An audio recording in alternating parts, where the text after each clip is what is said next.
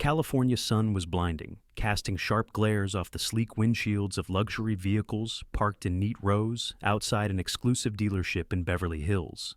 Inside, the temperature was cool, but the air crackled with tension, a palpable mix of wealth, power, and unspoken superiority. High-rolling executives, celebrities, and tech moguls strolled in and out without hesitation, each trading small fortunes for status symbols gleaming under the showroom lights. Monica Davis stepped into the dealership, her heels clicking on the marble floor.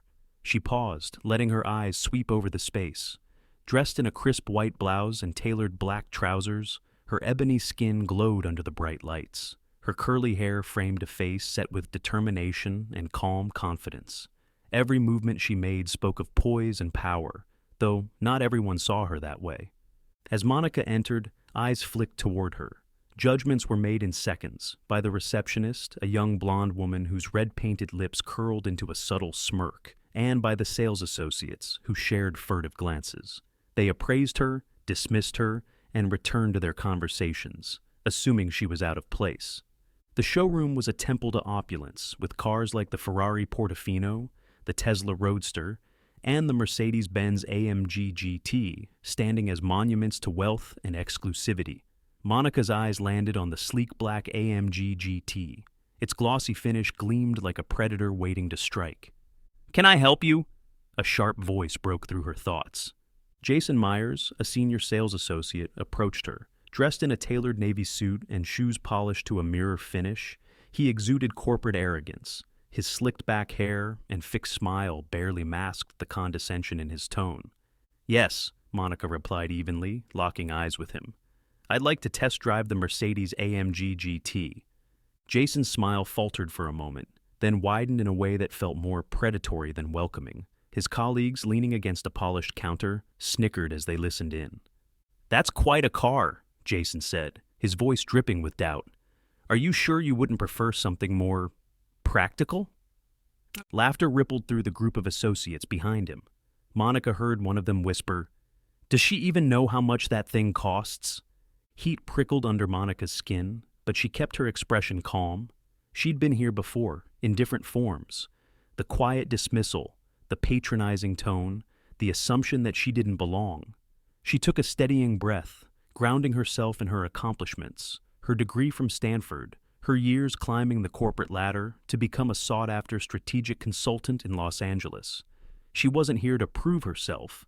She was here to buy a car. "Yes," Monica said firmly. "I'd like to test drive it."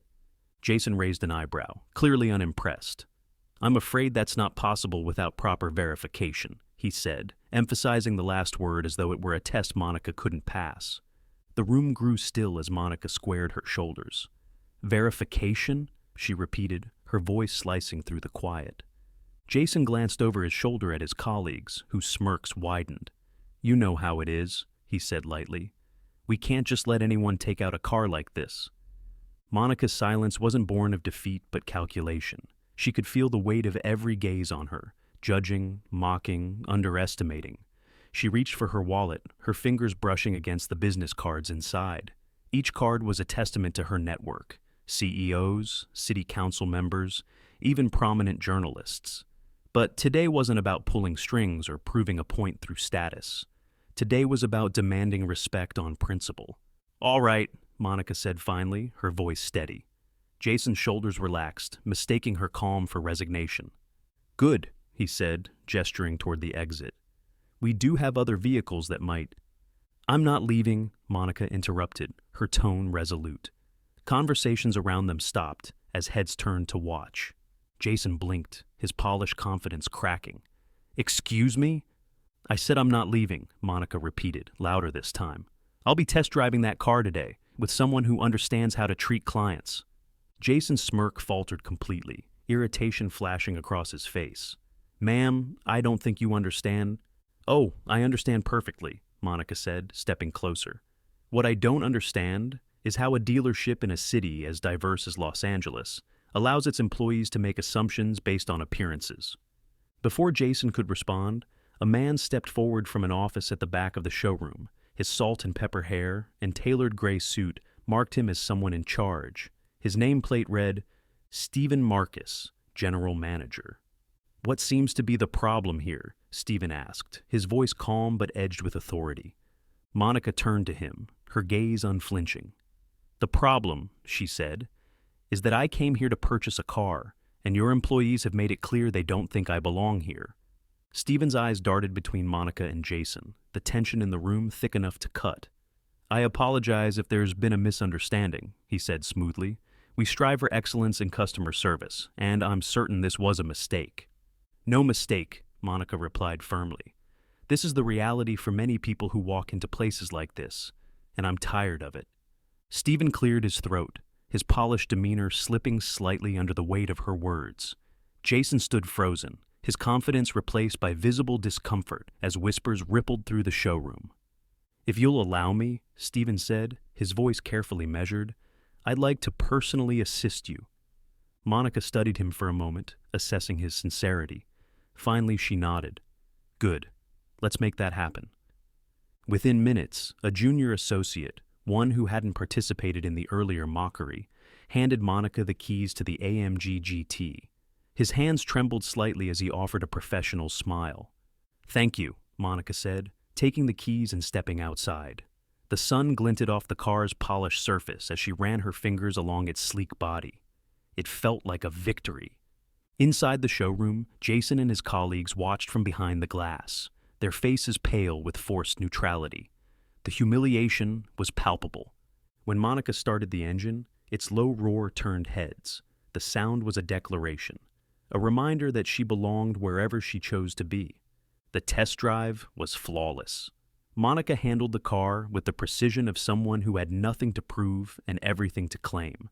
When she returned, parking the car with ease, the showroom was silent.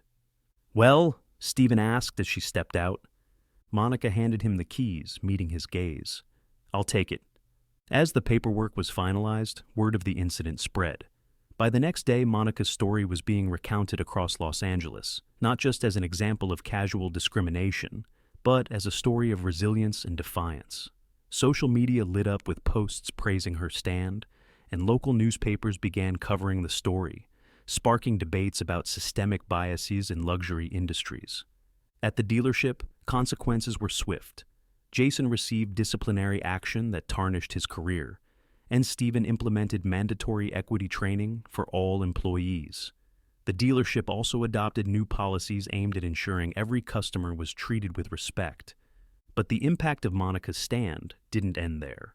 Her story inspired others to share their own experiences, creating a wave of conversations about discrimination in spaces where it often went unchallenged. Days later, Monica received a call from Stephen Marcus. His tone was tense but not unkind. "There's something you need to know," he said. "Can we meet?" Curiosity piqued, Monica agreed. They met at the Ivy, an upscale restaurant where the city's elite brokered deals over fine wine and gourmet meals. Over lunch, Stephen revealed something that sent a chill down Monica's spine. Jason and several other sales associates had been involved in a discriminatory scheme, deliberately turning away minority customers unless they believed they could be exploited. "I suspected," Stephen admitted, sliding a file across the table. "But your visit gave me the proof I needed to act. And thanks to the media attention your story received, we've uncovered similar practices at dealerships across the city." Monica absorbed the weight of his words. What she had experienced wasn't an isolated incident. It was part of a systemic problem. Thanks to Monica's courage, an investigation was launched, and those involved faced serious consequences. But the story didn't end with accountability. It became a catalyst for change. Monica partnered with Stephen and local community leaders to promote equity in the luxury industry, helping to establish guidelines that prioritized fairness and respect. Her story reached national headlines, and she was invited to speak at a business ethics conference, where her words inspired countless others to challenge systemic biases in their own industries. Driving her new AMG GT through the streets of Los Angeles, Monica felt a sense of freedom that went beyond the car's power. She had turned a moment of injustice into a movement for change, and as she sped down the open road, the city lights reflecting off the car's polished surface, she knew this was just the beginning of a journey that would inspire others to demand respect and pave the way for a better future. Monica Davis's journey wasn't just about buying a car. It became a symbol of resilience, dignity, and the power of standing up against injustice. Her actions sent ripples through an industry that often hid its biases behind polished smiles and luxury facades. What began as a moment of quiet defiance grew into a movement that challenged the status quo and forced people to confront uncomfortable truths. The road ahead wasn't easy, but Monica had never been one to back down. Through her partnership with community leaders and industry advocates, she helped implement meaningful changes, ensuring that spaces of prestige were accessible to everyone, regardless of how they looked or where they came from. Her story became a case study in business ethics courses, a reminder that integrity is not just a personal value, but a societal necessity. For Monica, the Mercedes-AMG GT was no longer just a car. It was a symbol of what she had achieved, not in wealth, but in purpose. Each time she gripped the steering wheel, she felt the weight of the voices she represented, those who had been silenced, dismissed, or underestimated. As she drove through Los Angeles, the city bathed in the golden hues of sunset, Monica smiled. She had proven that power doesn't come from the engine beneath you or the wealth around you. It comes from the strength within you.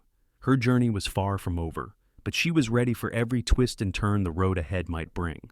And so, her story serves as a reminder for us all. Never let anyone define your worth. Stand firm in your values, speak up for what's right, and remember, real change starts when we refuse to accept anything less than respect. The road may be long, but with courage and determination, it will lead to a better destination.